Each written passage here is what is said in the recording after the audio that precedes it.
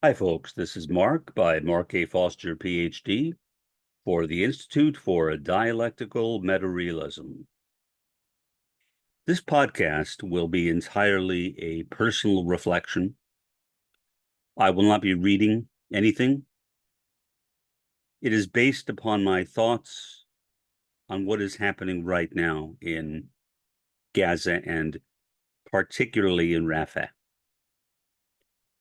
And the charges of anti-Semitism made against people in New York City, my hometown.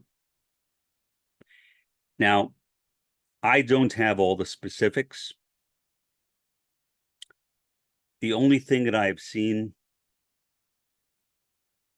is that a number of students marched through a school yelling "Death to Jews."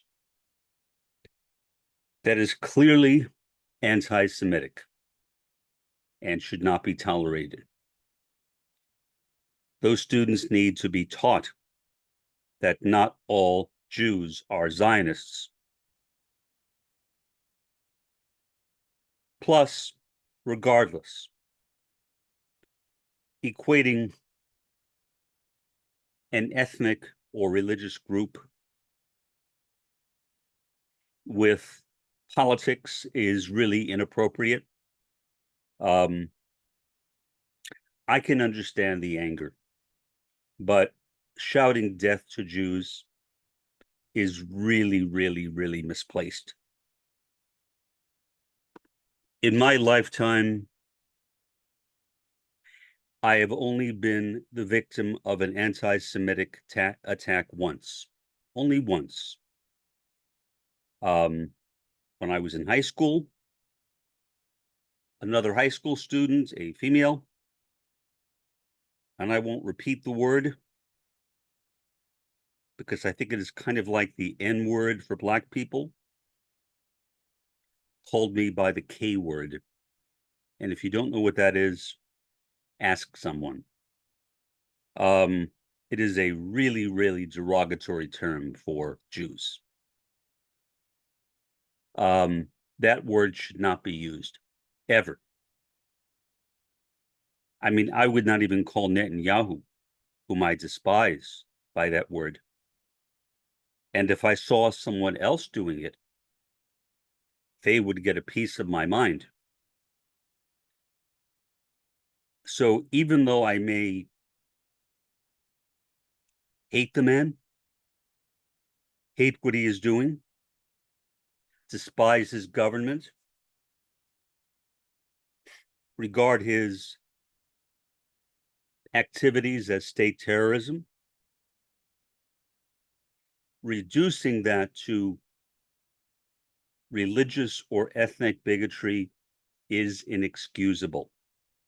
And therefore, no, I would not tolerate that kind of behavior.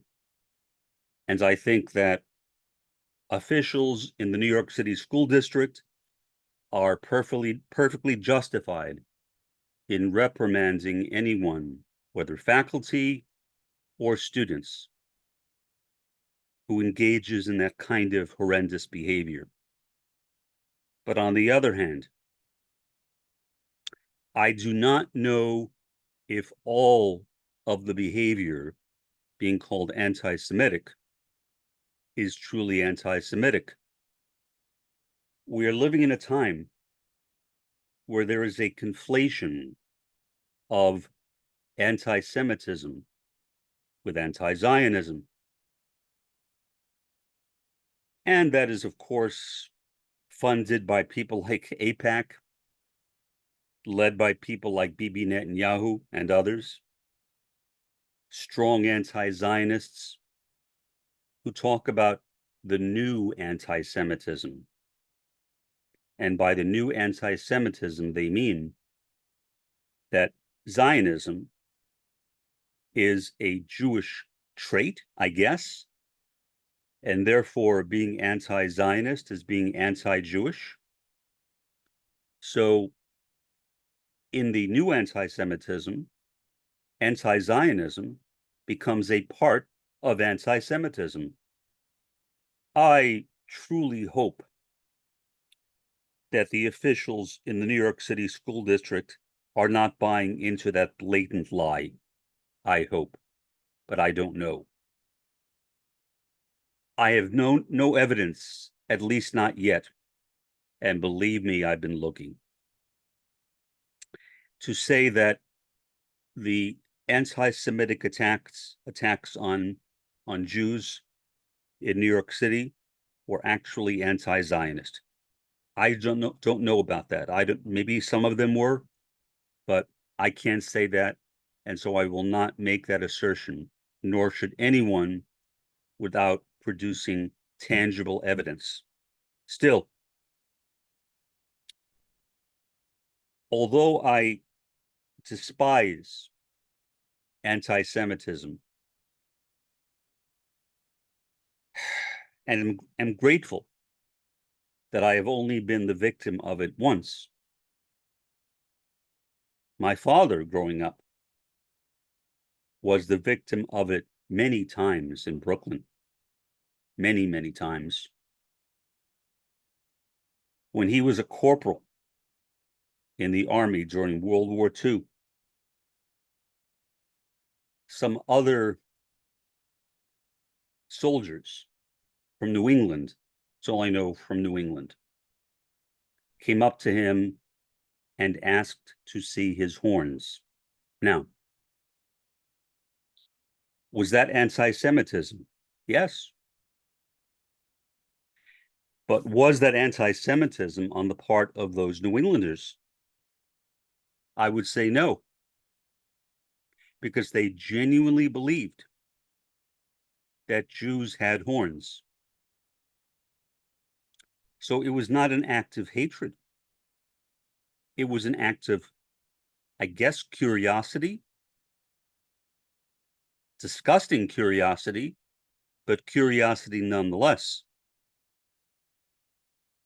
It is the people who propagate such horrible, disgusting ideas that should be blamed, not the people who may innocently be repeating them. But death to Jews does not fit in that category. That is clearly anti-Semitic, and it has no place in any civilized society. Now, problem. Is the US a civilized society? To me, that is highly questionable. We are the only country in the world which continues to support Israel. Now, Biden has stepped back a bit, refusing to fund Israel's war on Rafah. We will see where that goes. We will see whether Biden has the guts to continue with that, or whether Biden, the Zionist anti-Biden, comes back into play and is willing to discount the killing of innocent Palestinians, even though he said that he will not tolerate it. Now, I'm not suggesting that Biden will do that. I hope he stands his ground. I do. I don't like the man. I've never liked him. Long before he was president, I followed his career for almost as long as he has had a political career. And I know who he is. I know who Biden is. He was one of the first Reagan Democrats, meaning he is a Democrat, but he is very conservative. Very, very conservative. He is a Democrat from an earlier era, truly an earlier era, when the Democrats were the conservatives and the Republicans were the liberals, like Eisenhower, for example. The last president who was a Republican and also a liberal relatively speaking. Relatively speaking. All that changed with Kennedy, to a degree. With Johnson, I'm not sure. Johnson was a bit of both. On domestic policy, he was certainly a New Deal liberal. On foreign policy in relation to the Indochina War, he was what today we would call a neoconservative. But for the most part, after Eisenhower, most Democrats became liberals. And people who were conservatives and Democrats over the next several decades migrated largely into the Republican Party because they realized that they had no home in the Democratic Party anymore. Now, I am not a fan of either party as a commie. I could care less about them. They are both, to me, way too far to the right.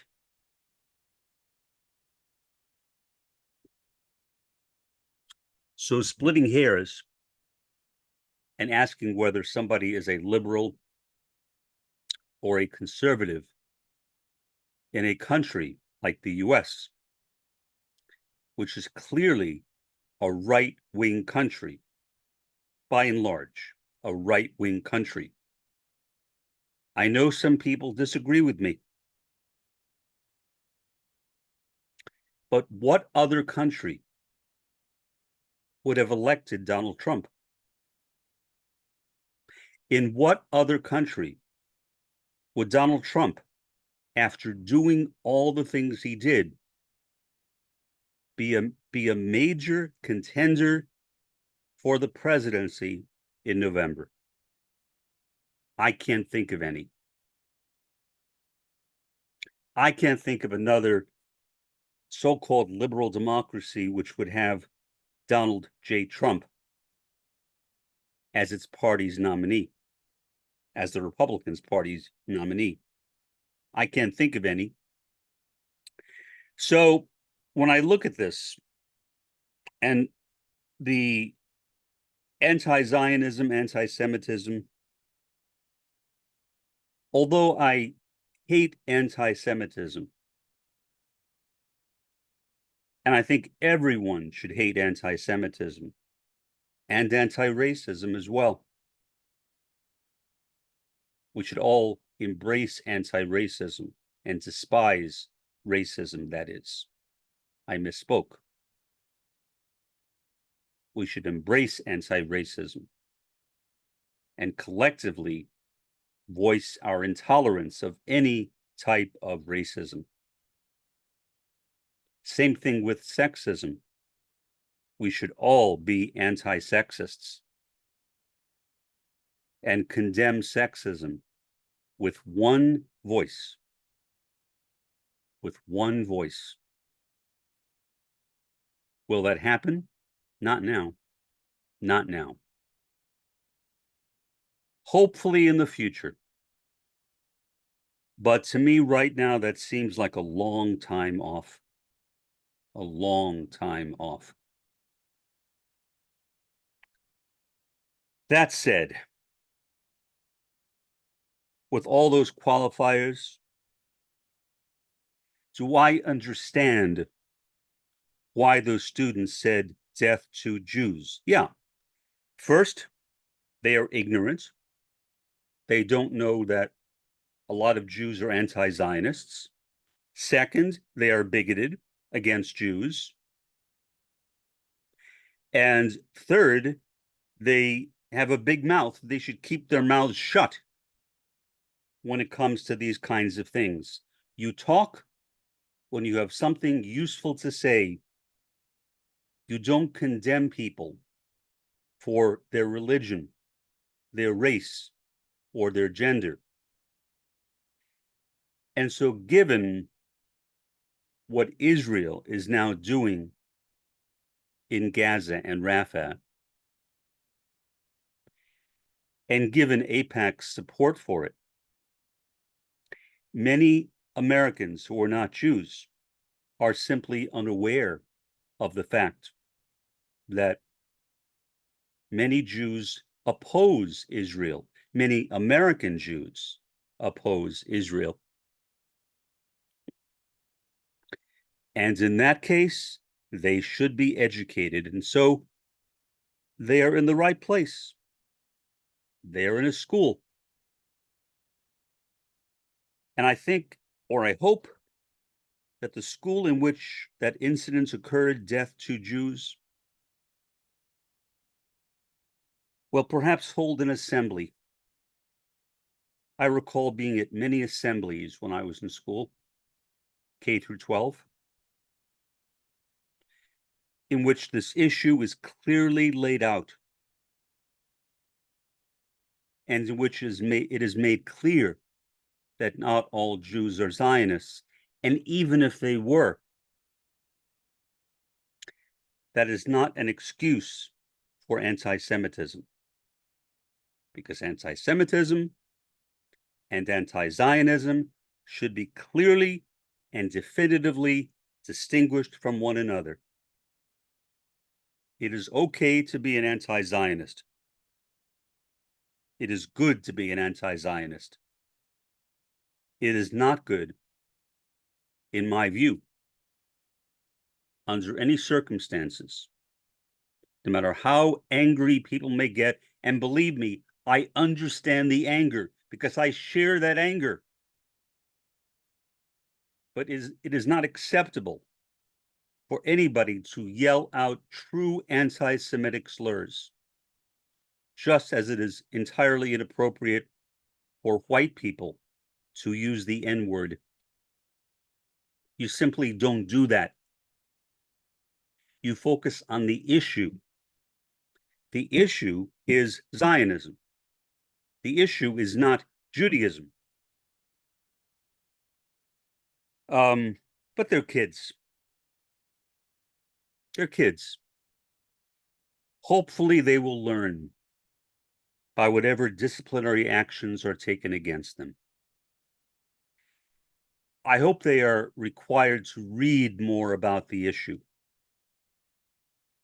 to understand it more fully, because punishing people without helping them, without trying to give them information so they can make better decisions in the future, including better decisions on what to say. Punishing such people would be a waste of time. You also need to provide education. And so, if there were, and I assume there were, actual cases of anti-Semitism, yes, I agree that they should be punished. When I was a professor, I had an anti-Jewish, anti-Semitic student. Yeah, he was a neo-Nazi. One time, and he knew what my background was. He knew it. Not talking to me, but he simply made a generalized anti-Semitic statement. I kicked him out of my class. That was it. That was the end of it. And I referred him to the dean of students. I hope that the dean of students gave him guidance on this issue. I have no idea. I never saw that guy again. Either he quit my class or was kicked out from the class, or perhaps even expelled from the college. That information is confidential and was not shared with professors by every right. I had no right to know that. There was no reason why I should know that. In any event, my concern is, once again, as these Israeli attacks on Rafah pick up, that there will only be more anti-Semitism, because many people simply cannot distinguish between Jews and Israel. That is really bothersome to me, but there's nothing I can do about it. And living where I do, in deep South Texas, 2 miles from Mexico, in the warmest county in the state of Texas, on the same latitude as Miami, Florida, I will never meet anybody like that who will call me by that name. I simply won't. So it's not a concern I have for myself. It's a concern I have for other Jews, Jews in big cities like New York, Chicago, Los Angeles, and so on. I'm worried about temples or synagogues, community centers. All those things bother me and worry me. But again, I can't do anything about that. I can only speak out and hope that my conscientization is reaching someone who may be anti-Semitic, that now you may have a better understanding of the issue and will switch your anti-Semitism to anti-Zionism, while always making clear that you are not an enemy of Jews. For the time being, this has been Mark, by Mark A. Foster, Ph.D., for the Institute for Dialectical Meta-Realism. Have a pleasant day and an even better day tomorrow.